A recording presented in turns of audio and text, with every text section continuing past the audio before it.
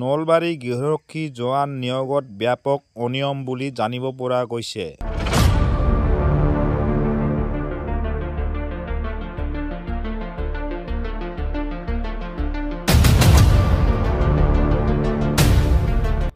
যোৱা 12 ডিচেম্বৰত প্ৰতিদিন বাতৰি কাকতত প্ৰকাশ পোৱা তথ্য অনুসৰি নলবাৰীত গৃহৰক্ষী স্বেচ্ছাসেৱক জোৱান নিয়োগৰ নামত ব্যাপক অনিয়ম সংঘটিত হোৱাৰ অভিযোগে তীব্ৰ প্ৰতিক্ৰিয়াৰ সৃষ্টি কৰিছে।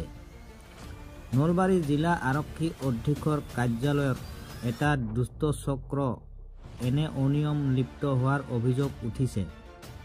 জানিব পৰা মতে নলবাৰী জিলাত মুঠ 718 জন গৃহৰক্ষী স্বেচ্ছাসেৱকৰ ভিতৰত জিলা প্ৰশাসনৰ অধীনত 316 জন গৃহৰক্ষী স্বেচ্ছাসেৱক কৰ্তব্যত নিয়োজিত হৈ থকাৰ লগতে বিভিন্ন অনুষ্ঠান প্ৰতিষ্ঠানত 27 জন গৃহৰক্ষী স্বেচ্ছাসেৱক কৰ্তব্যত নিয়োজিত হৈ আছে।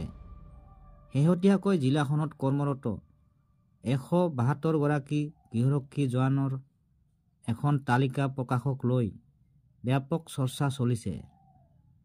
জিলা আৰক্ষী ছাউনী কাৰ্যালয়ৰ বাৰাণ্ডাত 172 জনীয়া তালিকা এখন প্ৰকাশৰ পিছত সৃষ্টি হয় ব্যাপক প্ৰতিক্ৰিয়াৰ।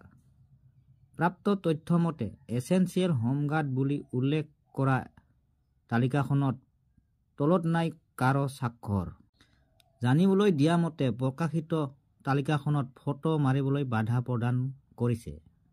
কাৰ নিৰ্দেশত এনে তালিকা প্ৰকাশ পাইছে, কোনে এনে তালিকা প্ৰকাশত অনুমতি দিছে বুলি প্ৰশ্ন উত্থাপন কৰিছে।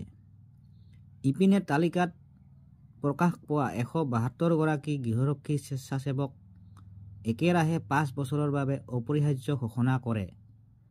বাকী 145 জন গৃহৰক্ষী স্বেচ্ছাসেৱকক আৰক্ষী অধীক্ষকৰ ফালৰ পৰা 6 মাহ পিছত ৰদবদল কৰিব বুলি জনোৱা হয়। অৱশ্যে এই সিদ্ধান্ত লিখিতভাৱে জনোৱা নাই বুলিও জানিবলৈ দিছে।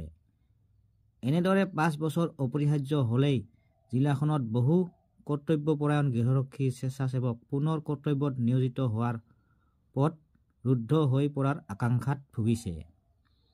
আন এক অভিযোগ অনুসৰি 6 মাহিলী গৃহৰক্ষী জোৱানসকলৰ শাৰীৰিক সক্ষমতাৰ প্ৰমাণপত্ৰ প্ৰতি 3 বছৰৰ মূৰে মূৰে দিয়া হয়। যদি এয়াই হয় তেন্তে 5 বছৰৰ বাবে কিদৰে গৃহৰক্ষী স্বেচ্ছাসেৱকৰ নিয়োগৰ সুবিধা কৰিব বিচাৰিছে, সেয়াও এক বিচাৰ্য বিষয়। অভিযোগ অনুসৰি ধনৰ বিনিময়ত বক্ৰ পথে নলবাৰীৰ আৰক্ষী ছাউনীত গৃহৰক্ষী জোৱান নিয়োগৰ লৈ সংঘটিত এনে ঘটনাই এতিয়া নলবাৰী আৰক্ষী ব্যাপক প্ৰতিক্ৰিয়াৰ সৃষ্টি কৰিছে। আনহাতে এই ঘটনাৰ পিছত ৰহস্যজনক ভূমিকা পালন কৰিছে আৰক্ষী অধীক্ষক নলবাৰীৰ গৃহৰক্ষী বাহিনীৰ অধিনায়কে।